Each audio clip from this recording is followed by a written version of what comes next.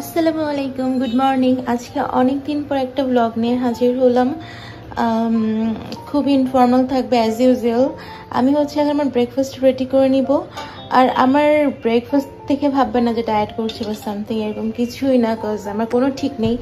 আমি দেখা গিয়েছে সকালবেলা ভাতও খাচ্ছি, বিরিয়ানিও খাচ্ছি, কোনোদিন এই তো একটু হেলদি থাকার প্রিটেন্ড করছি, দ্যাটস ইট। তো আজকে অতটা হেভি কিছু খেতে ইচ্ছে করছিল না, তো ভাবলাম যে ফাইন একটু সালাদ খাই। তো চলেন আজকে সারাদিন আমি কি করব না করবো মোটামুটি সেগুলো আপনাদের সাথে শেয়ার করব।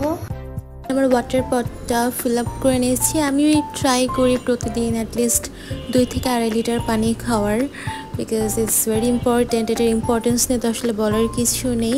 তো আমি সবসময় ট্রাই করি একটা ওয়াটার পট সবসময় আমার কাছে রাখার জন্য।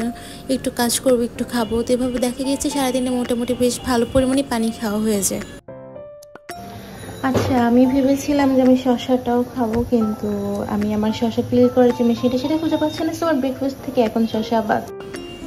ওদিকে ডিম বয়েল হতে হতে আমি ভাবলাম যে আমি আমার কফিটা রেডি করে ফেলি। তো এখানে এই যে 1 spoon coffee and 1 spoon honey add করে আমি কফিটা খাবো। আমি মাঝে মাঝে হানির স্কিপ করে এর বদলে দেখা গিয়েছে যে লেবুটা নেই। অ্যান্ড আম্মু এই যে মধুটা এনেছে, এটা এত পরিমাণে মজা, এটা অনেকটা ডিফারেন্ট। তো এই তো মিক্স করে ফেলছি। তারপর আমি আবার চলে যাচ্ছি আমার কিচেন রুমে। আমার ডিম হয়ে গিয়েছে। এখন এই তো এটার সাথে একটু পরিমাণে গোলমরিচ আর একটু লবণ অ্যাড করে খেয়ে নিব। আপনারা চাইলে আপনাদের মন মতো যেভাবে ইচ্ছা খেতে পারেন। আমার কাছে গোলমরিচের যে ফ্লেভারটা সেটা ভালো লাগে, তাই একটু দিয়ে নিচ্ছি। তো এই তো আমার কিন্তু অ্যাড করা শেষ। চলেন এখন আমি আমার রুমে চলে যাই, দেন এটাকে কাপুস কুপুস করে জাস্ট খেয়ে ফেলবো। এই তো আমার ব্রেকফাস্ট রেডি। দেখা গিয়েছে যে খুব বেশিক্ষণ না, 1.5 থেকে 2 ঘন্টা যাবে আমি আবার খাবো, বিকজ আমি খেতে খুবই পছন্দ করি, খুব ভালোবাসি। আর আমার কাছে আমার পড়ার টেবিলটা আমার সব। লাইক আমি এখানে এসে আমার ডিনার করি, ব্রেকফাস্ট করি, লাঞ্চ করি, অ্যান্ড পড়া তো আছেই। দেখা গিয়েছে পড়ার থেকে আমার বাকি কাজে বেশি হয়।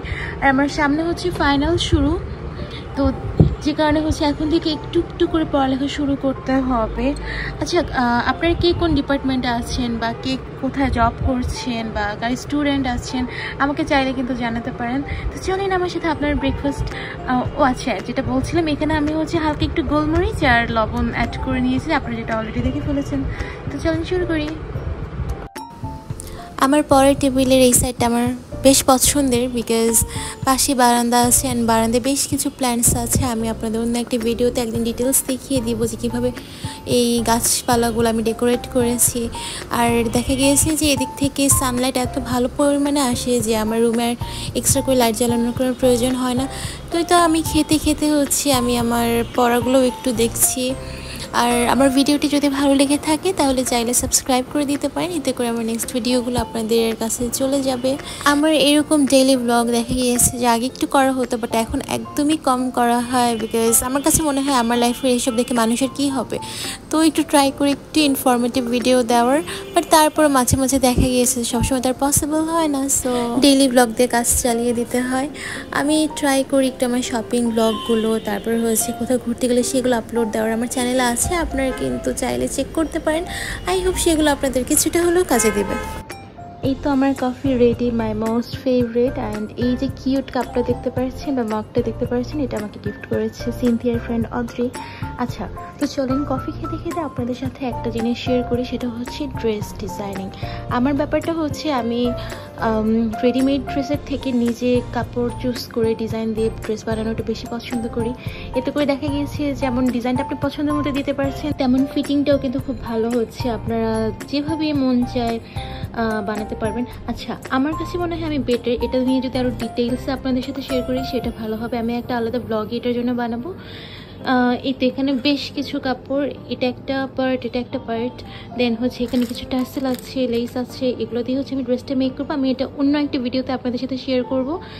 আর আচ্ছা থাক, ড্রেসের ডিজাইনটা আমার মনে হয় বেটার এখানে কিছু না বলে আমি আজকে আমার সারাদিনের কাজটা যে আপনাদের সাথে শেয়ার করি, অ্যান্ড এটা অন্য একটা ভিডিওতে আপনাদের সাথে শেয়ার করবো ইনশাল্লাহ।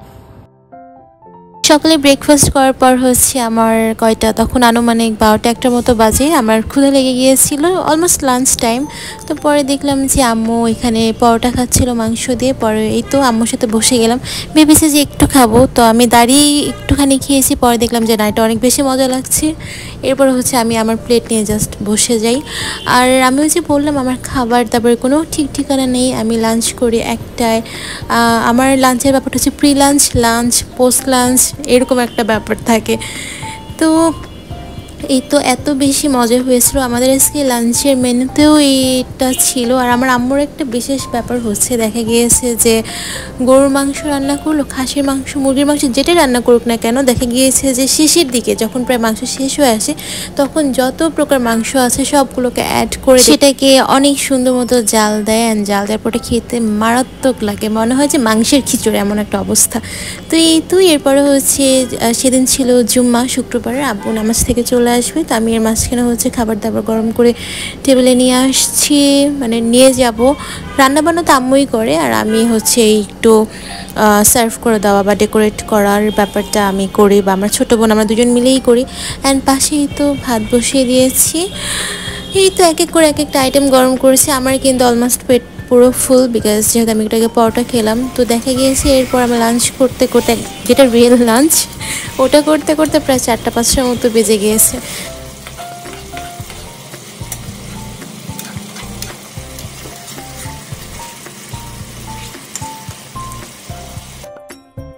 আমি মাছটা ওভেনে গরম করতে দিয়েছিলাম। এটা মেবি রিঠা মাছ ছিল, এটা অনেক বেশি মজা হয়েছিল। আমি যখন লাঞ্চ করেছিলাম তখন আমি এই মাছটা দিয়ে খেয়ে উঠে গিয়েছি। আর এদিকে তো সালাদ, এই সালাদটা খুবই বেসিক, জাস্ট শসা, টমেটো, ধনিয়া পাতা, পেঁয়াজ আর একটু লবণ দিয়ে মাখিয়ে নেওয়া। এই তো, কিন্তু অনেক মজা লাগে। আর এখানে ছিল রোস্টটা মূলত আমার ভাইয়ের জন্য, বাট আমরা সবাই খাই। আচ্ছা, থাকে না যে বাসার ছোটরা, তাদের জন্য স্পেশাল করে করা।